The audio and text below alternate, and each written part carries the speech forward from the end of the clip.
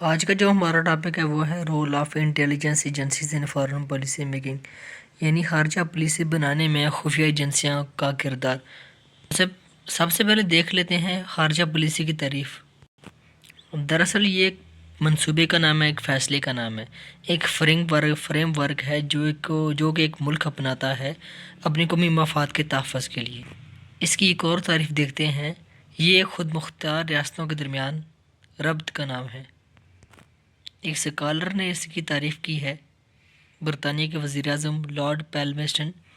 وہ کہتے ہیں کہ خارجہ پالیسی میں کوئی بھی حقیقی دشمن یا دوست نہیں ہوتا، بلکہ اس میں صرف اور صرف قومی مفاد دیکھا جاتا ہے۔ اس کے فنکشن دیکھتے ہیں۔ پہلا فنکشن اس کا آتا ہے انفارمیشن گیدر، یعنی یہ معلومات اکٹھی کرتی ہیں۔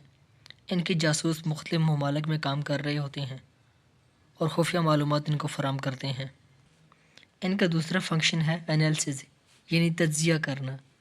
جو معلومات ان کو دی جاتی ہے اس پر یہ تحقیق کرتی ہیں کہ آیا جو معلومات ملی ہے وہ صحیح ہے یا نہیں۔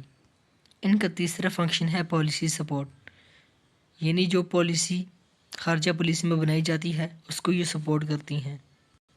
ان کے ملک میں جو خارجہ پالیسی بنانے والے ہوتے ہیں ان کو مدد فراہم کرتی ہیں کہ آپ نے اس قسم کی پالیسی ڈالنی ہے۔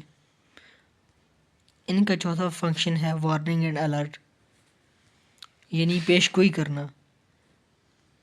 یہ خفیہ ایجنسیاں خارجہ پالیسی بنانے والوں کو اطلاع دیتی ہیں کہ آنے والے وقتوں میں یہ ایسا نظام ہو سکتا ہے، یا پھر اس طرح کی پالیسی جو ہماری قومی مفاد کو تحفظ دے۔ اس طرح کی پیش گوئیاں وہ کرتی ہیں۔ ان کا جو پانچواں فنکشن آتا ہے وہ ہے امپلیمنٹیشن، یعنی نافذ کرنا۔ تمام معلومات جو یہ اکٹھی کرتی ہیں مختلف ذرائع سے خارجہ پالیسی بنانے والے کو بھیجتے ہیں۔